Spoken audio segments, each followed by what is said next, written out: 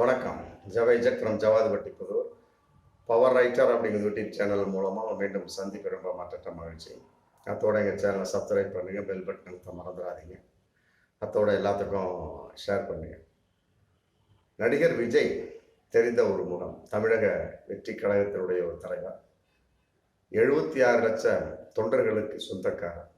ஆமாம், ஏன் இப்படி செய்தார் அப்படிங்கிற ஒரு கேள்வியில் இன்னைக்கு மாட்டிட்டு முழிச்சிட்டு இருக்கார். 4 பிரிவின் கீழே அவர் மீது வழக்கு பதிவு செய்யப்பட்டிருக்கிறது.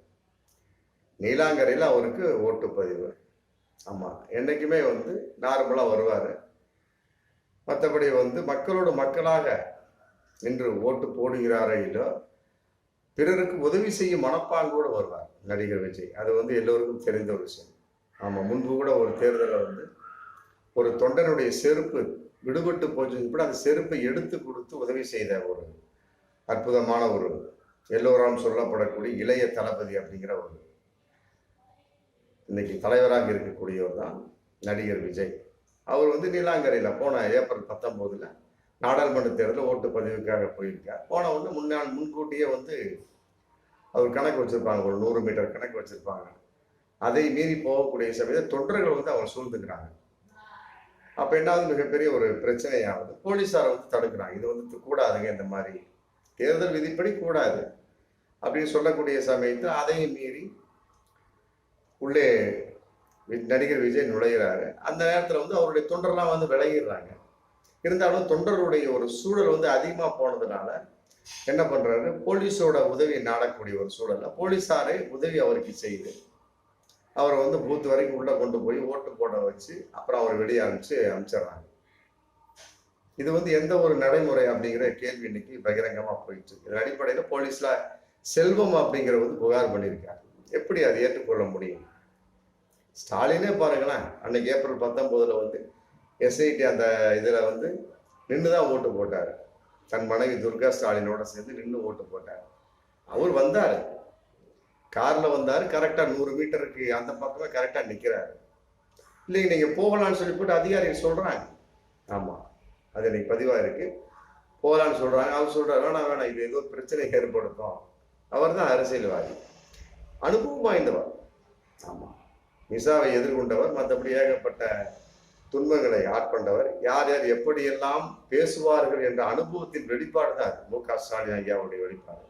வேணாம்பா, நீங்களாம் கூப்பிட்டுலாம் போக வேணாம், நான் 100 மீட்டருக்கு அந்த பக்கமே என் காரை நிறுத்திக்கிறேன், நான் நடந்தே போய்கிட்டு தன் மனைவியோடு துர்காவோடு நடந்து சென்று கியூல நின்று வாக்களித்தார்.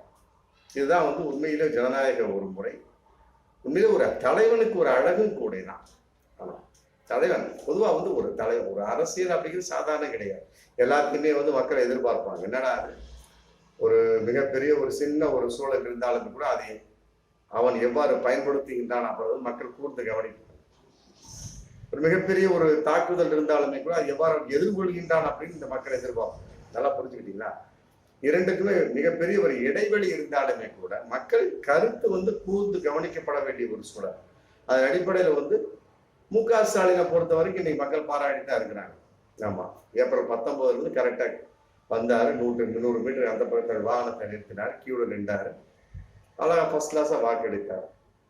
ஆனா நடிகர் விஜய் அப்படி இல்லை. உள்ளே நுழையிறதுக்கு முன்னாலே ரசிகர்கள் சூடுறாங்க.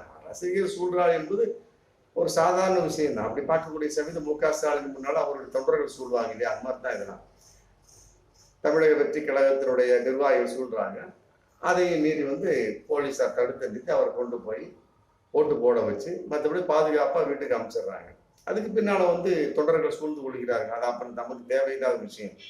ஆனால் போலீஸார் உதவியோடு நீண்ட வரிசையா நின்று கொண்டிருக்கக்கூடிய மக்களையெல்லாம் தாண்டி ஆமா ஒரு பாதுகாப்பாடு ஓட்டு போட முடியுமா அப்படின்னா முடியாது. வரிசையாக நின்று ஓட்டு போடணும். அதான் ஜனநாயக முறை, அதுதான் அரசியல் சாசனமும் கூட. ஆனால் அதையும் மீறி தொண்டர்களின் சூழல் மற்றபடி அங்கே ஏதாவது அசம்பாவிதம் நடந்து விடுமோ அப்படிங்கிற ஒரு பாதிப்பு போலீஸாருக்கு ஏற்பட்டுன்னு நினைக்கிறேன். உடனே அவரை கூட்டிட்டு போய் நிற்க வச்சு உள்ள போய் கரெக்டாக போட்டுட்டு அவர் கரெக்டாக கையோட கூட்டி அனுப்பிச்சிடுறாங்க. இது எந்த அளவுக்கு சாத்தியமானது, கரெக்டானது, சட்டப்படியான அப்படிங்கிறது இன்னைக்கு மிகப்பெரிய ஒரு கேள்விக்குரிய வைரலாக போயிட்டு இருக்குது. போலீஸார் அழைத்து செல்வது என்பது மிகப்பெரிய ஒரு தவறு. ஏன் சட்டம் விதி வந்து போலீசாருக்கே தெரியவில்லை அப்படிங்கிற கேள்வி இதுல இருக்கு. நடிகர் விஜய்க்கு தெரியவில்லை என்பது ஒரு வேறு பக்கம் இருந்தாலுமே கூட போலீசாருக்கு ஏன் தெரியவில்லை அப்படிங்கிற கேள்வி இருக்கு இல்லையா? போலீஸுக்கு எல்லாமே தெரியுமா இல்லையா? அவங்க ஏன் வந்து அவர் கூட்டிட்டு போனாரு? எப்ப எல்லாரும் வெளியே போயிருப்பா, 100 மீட்டர் அந்த பக்கம் வெளியே போயிருங்க. ஆமா, நீங்க இந்த வரிசையில் போட்டு வரிசையில் நிக்க வச்சு அவருக்கு வரிசையில பாதுகாப்பு கொடுத்துருந்துருக்கலாம். அதை விட்டு போட்டு நீங்க வாங்க சொல்லிட்டு தனிப்பட்ட முறையில், ஏன்னா அத்தனை மக்கள் வந்து வெயில நிக்கிறாங்க இல்லையா? அவங்களும் எவ்வளவு வந்து ஒரு தாகத்தோடு நின்றுருப்பாங்க, மற்றபடி சோர்வா நின்றுருப்பாங்க. அதுல எத்தனையோ பேர் வயதானவர் இருப்பாங்க, முதியோர் இருப்பாங்க, மற்றபடி வந்து நோயாளிகள் நின்றுருப்பாங்க இல்லையா? அதையெல்லாம் மீறி வந்து தனிப்பட்ட முறையில வந்து ஒரு நடிகர் என்ற முறையில் அவருக்கு வந்து அவருடைய தொண்டர்கள் வந்து அவரை தொந்தரவு செய்கிறார் என்ற அடிப்படையில் வந்து கூட்டிட்டு போய் வாக்குப்பதிவு செய்து அவரை பத்திரமாக அனுப்புகிறார் என்றார். அப்புறம் மற்றவர்கள் நிலைப்பாடு என்ன? இதே மாதிரி எல்லாரும் செஞ்சா என்ன ஆகும்? நடிகர் விஜய்க்கு வந்து போலீஸ் துணையா இருந்துச்சுப்பா, ரைட். இதே எல்லாத்துக்குமே போலீஸ் துணையா இருக்குமா? ஒரு மாற்றுத்திறனாளி, மற்றபடி ஒரு நோயாளி, முடியாதவர், இந்த மாதிரி ஊசிங்கிறது ஓகே. பட் இந்த மாதிரி ஒரு தலைவனாக இருக்கக்கூடியவருக்கு, மற்றபடி வந்து பிரமுகமான ஒரு முகத்தை கொண்ட ஒரு நபருக்கு, நடிகர் விஜய்க்கு வந்து உதவி செய்வது எப்படி சட்டத்துக்கு ஒரு விதிக்கு உட்படும் அப்படிங்கிற ஒரு கேள்வி இருக்கு. இது வந்து சட்டத்துக்கு முரணானது. நம்ம போலீஸ்ல வந்து 4 பிரிவின் கீழே வந்து அவருக்கு இன்னைக்கு வந்து வழக்கு பதிவு செஞ்சிருக்கிறாங்க. ஆமா, மற்ற தலைவர்களும் அப்படிதான், ஏகப்பட்ட தலைவர்கள், மற்ற எத்தனையோ பேர் ஏப்ரல் 19 ஏகப்பட்ட அமைச்சர்கள், நம்ம இருக்கக்கூடிய சிட்டிங் அமைச்சர்கள், மற்றபடி வந்து பழமுதிய முன்னாள் முதல்வர்கள் எல்லாமே ஏகப்பட்ட பேர் வந்து கியூல இருந்து தான் ஏப்ரல் 19 வந்து அரசியல் பிரமுகர்கள் எல்லாமே வந்து ஏப்ரல் 19 நின்று தான் வாக்களிச்சிருக்கிறாங்க. ஆனா நடிகர் விஜய் மட்டும் அவ்வாறு நடந்து கொண்டதுக்கு வந்து ஒரு ரசிகர்கள் ஒரு காரணமாக இருந்தாலும், மற்றபடி போலீசாரும் அதில் உள் தலையீடு என்பதை பகிரங்கமான ஒரு உண்மை ஏற்றுக்கொள்ள முடியாது. நடிகர் விஜய்க்கு அவங்க விளக்கம் கொடுத்துருக்கணும், நீங்க நில்லுங்க, நாங்க பாதுகாப்பு அளிக்கிறோம். ஆமா, ரசிகர்களா வெளியே போக விரட்டி எடுத்துக்கலாம், அல்லது ஒரு குறிப்பிட்ட அளவுக்கு மேல நீங்க உள்ளே வரக்கூடாதுன்னு போட்டு ஒரு கட்டுப்பாடு இருக்குல்ல, அதை பயன்படுத்திக்கலாம். அதை விட்டு போட்டு பாதுகாப்பாக கொண்டு சென்று பாதுகாப்பாக அனுப்பியது என்று உண்மை உறுதலை பட்சமானது, சட்டத்துக்கு முரணானது. உண்மையிலே ஏற்றுக்கொள்ள முடியாது. இது எவ்வாறு விஜய் ஏற்றுக்கொண்டார் என்ற கேள்வி இதுல இருக்கு. ஏன்னா அவர் வந்து தமிழக வெற்றி கழகத்தினுடைய தலைவர். 2024 வேண்டாம், 2024 26 சட்டமன்ற தேர்தல் நாங்கள் போட்டியிடுவோம் அப்படிங்கிற ஒரு மிகப்பெரிய ஒரு எதிர்பார்ப்பு வெளிப்பாடு கட்சி ஆரம்பிச்சு இன்னைக்கு போயிட்டு இருக்காரு. ஏகப்பட்ட பிரமுகர்களை வந்து தேர்ந்தெடுத்து போஸ்டிங்லாம் கொடுத்துட்டு வந்துட்டு இருக்கிறாங்க. இப்படி இருக்கக்கூடிய சமயத்தை மக்கள் எல்லாத்தையும் டோட்டலா பார்ப்பாங்க இல்லையா? ஆமா, இதற்கு முன்னால வந்து ஏகப்பட்ட உதவி மனப்பான்மையோடு நடந்து கொண்ட விஜய் இதற்கு மட்டும் ஏன் இவ்வாறு நடந்து கொண்டார் அப்படிங்கிற கேள்வி இதுல இருக்கு. அதனால வந்து இதை கூர்ந்து கவனிக்காவிட்டாலுமே கூட போலீசாரை வந்து ஏன் எவ்வாறு உதவி செய்ய முடியும் அப்படிங்கிற கேள்வி இதுல இருக்கு. ஆகவே வந்து போலீசாரும் இதற்கு உடந்தையா அப்படிங்கிற கேள்வி இதில் போனாலுமே கூட நடிகர் விஜய் ஏன் மறந்து விட்டார்? இப்ப விட்டுருங்க, போலீசாரை உதவி வரட்டுமே, விட்டுருங்க, நான் வந்து வரிச்சுக்கிட்டேன் ஓட்டு போறேன் அப்படிங்கிறப்ப மக்கள்கிட்ட வந்து இவருக்கு இன்னும் பவர் அதிகமாகும், மக்கள்கிட்ட வந்து ஒரு மரியாதை அதிகமாகும். ஸ்டாலின் பாருங்க, கரெக்டா கிளீனா தன் மனைவியோட வரிசையில் நின்றாரு. அதே மாதிரி மக்களை அதே மாதிரி நின்று இருந்தாரு வச்சு நடிகர் விஜய், அவருக்கு ஒன்றும் மவுசு அதிகமா இருக்கும். அதை அவர் கெடுத்து கொண்டாரா அப்படிங்கிற கேள்வி இதுல இருக்கு. எது எப்படியோங்க, இதற்கு போலீஸ் உடந்தையானது அப்படிங்கிற கேள்வி இதுல இருக்கு.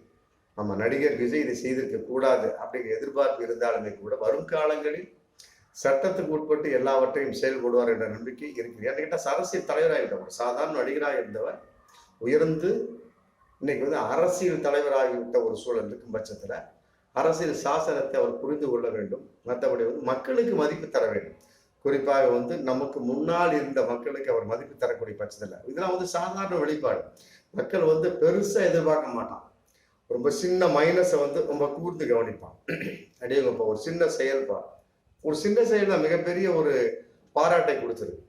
அது பல தலைவர்கள் வாழ்க்கையில் நம்ம பார்க்கலாம். எம்ஜிஆர் வாழ்க்கையில், காமராஜர் வாழ்க்கையில், நம்ம டாக்டர் கலைஞர் கருணாநிதி வாழ்க்கையில பார்க்கலாம். ஒரு சின்ன செயல், ஆமா, அதே ஒரு சின்ன செயல் அவர்களை வந்து கீழே பாதாளத்தில் தள்ளியும் இருக்கிறது என்று பகிரங்கமானவங்க. அதனால வரும் காலங்களில் நடிகர் விஜய் இப்படிப்பட்ட விஷயங்கள் ஈடுபடாமல் மக்களுக்கு மதிப்பு கொடுத்து, குறிப்பாக அரசியல் சாசனத்துக்கு மதிப்பு கொடுத்து ஈடுபடுவார் என்ற நம்பிக்கை நிறைய இருக்கிறது. அடிப்படையில் வந்து தொண்டர்களை நீங்க வந்து ஆஃப் ஆயிருங்க, முன்கூட்டி சொல்லியிருக்கலாம், எப்ப நான் இந்த மாதிரி வந்து நீலாங்கரைக்கு ஓட்டு போட வர போகிறேன், யாரும் குறுக்க வராதிங்க. அங்குள்ள மாவட்ட செயலாளர்கிட்ட வட்ட செயலாளர்கிட்ட சொல்லி எல்லாரும் ஆப்பா அப்படி தள்ளி தள்ளி நின்றுக்குங்க, நான் வந்து ஓட்டு போட்டு போயிடுவேன். இது வந்து மிகப்பெரிய ஒரு பிரச்சனையாக வர வாய்ப்பு இருக்கு. அதனால வந்து இது பெருசுபடுத்தி தெரியாத அளவுக்கு நம்முடைய தொண்டர்களுடைய நடவடிக்கை இருக்க வேண்டும் சொல்லி முன்கூட்டி போன் அடிச்சு சொல்லியிருந்தாலே போதுமே, யாரும் வந்திருக்க மாட்டாங்க. வருவது எவ்வாறு தெரியும் அப்படிங்கிற கேள்வி இருக்கு. அப்ப தெரிஞ்சுதான் வந்து மக்கள் எல்லாம் சூழ்ந்துருக்கிறாங்க. இதை வந்து முன்கூட்டியே சொல்லியிருந்தா வராத அளவுக்கு அவர்களே வந்து தடுத்திருப்பார்கள் என்பது பகிரங்கமான உண்மை. அதனால வரும் காலங்களில் வந்து நடிகர் விஜய் தொண்டர்களை பயன்படுத்திக் கொள்ள வேண்டும். குறிப்பாக மக்களிடம் நல்ல ஒரு எதிர்பார்ப்பாக நடந்து கொள்வார் என்ற நம்பிக்கை நிறைய இருந்தாலுமே கூட இப்படிப்பட்ட சின்ன சின்ன செயல்கள் வந்து அவருக்குள் அவரை நோக்கிய சில முரண்பாடுகளை ஏற்படுத்தும் என்பது பகிரங்கமான உண்மை. பார்ப்போம் மீண்டும் எவ்வாறு அவருடைய செயல்பாடு இருக்கிறது. ஆமா, ஒவ்வொரு விஷயத்திலையும் அவர் ஊன்றி கவனிக்க வேண்டும் இனிமே. ஏன்னா ஒரு அரசியல் கட்சியினுடைய தலைவர் வந்து சாதாரணம் இல்லை. நடிகன் என்பது வேறு, அரசியல் என்பது வேறு. அது அவருக்கு தெரிந்திருக்கும்.